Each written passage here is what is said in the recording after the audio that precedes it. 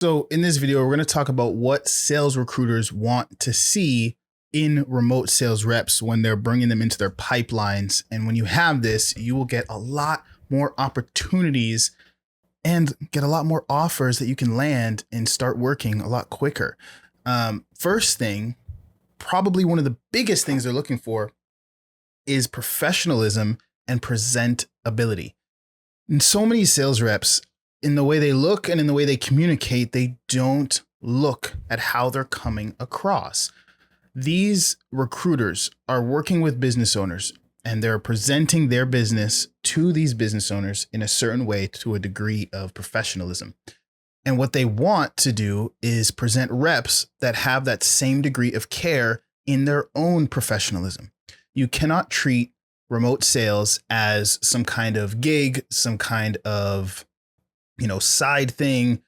These recruiters will not place you if they see that you're not taking the industry seriously.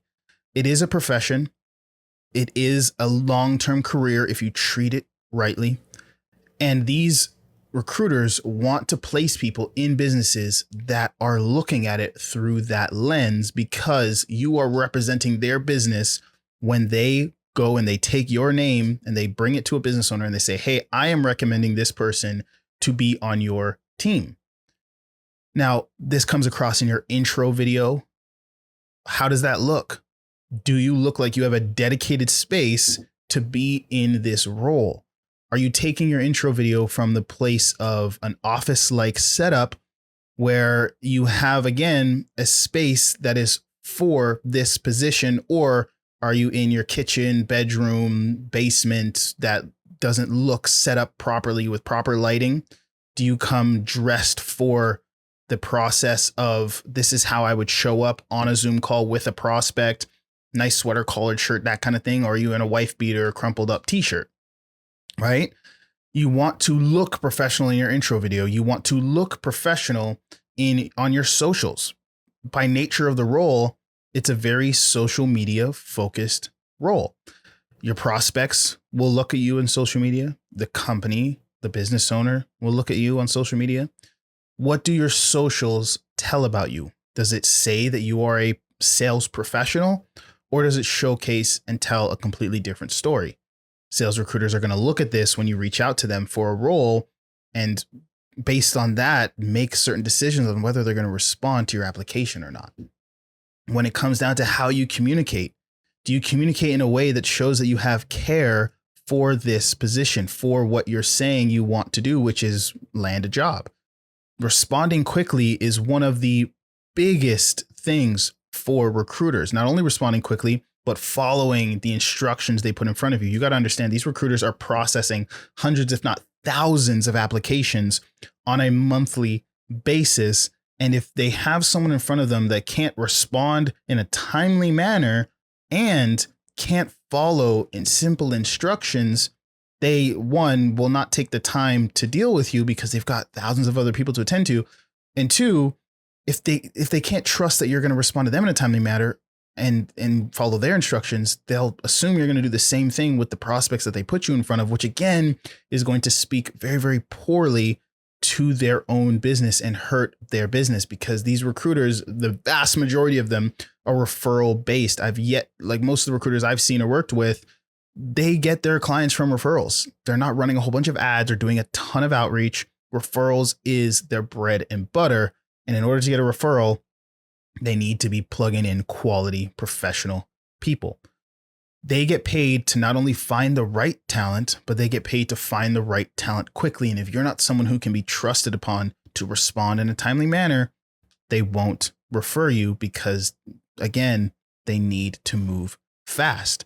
So that professionalism and how you communicate is a huge thing, not only in your speed, not only in following instructions, but in your entitlement in how you message and reach out to them. Are you lazy in the way that you communicate? In terms of, these recruiters have tons of offers that they're recruiting for. Most of them will make that very public of what types of offers they're recruiting for, the companies, the niche, and a lot of other details. When you reach out to them, are you simply reaching out saying, hey, saw your recruiter, I'm a closer, place me I'm a setter. Show me what you got. Plug me in. I'm awesome. I'm going to be your rock star. Let's go. Let's get it. Or are you taking the time to go through their list of to go through their list of jobs that they're recruiting for, seeing which ones you'd be a good fit for, and then when you reach out, having good reasons, bullet point, if you will, but good reasons why you'd be a good fit for their offer. Hey, saw you're hiring for XYZ company, saw you're hiring for XYZ niche, XYZ offer. I'm a closer and I think I'd be a great fit for it because of reason. Here's a little bit more about me. Here's my intro video. Here's my portfolio. Here's whatever. Let me know what the best next steps would be. I saw on your website there was an application form to fill out. I went ahead and I filled that out. Looking forward to hearing from you. Give them reasons why you would be a good fit so that they don't have to go through your whole profile and go through all of these things to decide for you.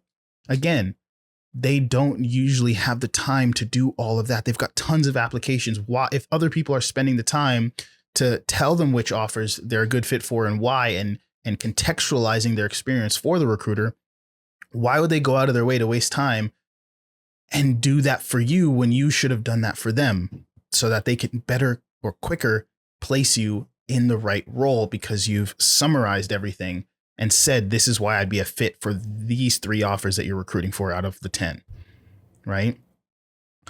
They want to see in your explanations, in your portfolios, in your resumes, whatever you're sending them, in your intro videos, stats and facts. If you have them, use them. They are massive. I can't tell you how many times closers, appointment setters, they've got all of these great stats, facts, accolades, and they just don't use them. Use them. They're huge. Stats and facts really, really help the recruiting process. Business owners love to hear them. Recruiters love to showcase them and give them as reasons why they'd be a good fit to be placed. Close rates, show rates, dials per day really shows work ethic, referral rates, all of these things, awards won, top of the team, top 5 of the team of however many people. Stats, facts, accolades go way better than just claiming to be a hard worker, claiming to be coachable, claiming to be all of these things that you should have evidence to prove. These recruiters are looking for these things. And if you can showcase these things, you will get way more offers. If you can show that you're presentable in the way that you show up and you look professional in the way that you show up and you look professional in the way that you communicate, not only in your messaging, if you look like you have a degree of seriousness in your socials, in your profile, in the platform that you're messaging them on, if you come with stats, if you come with facts, if you respond quickly, you will land a lot more offers. Hopefully that helps. See you guys in the next video.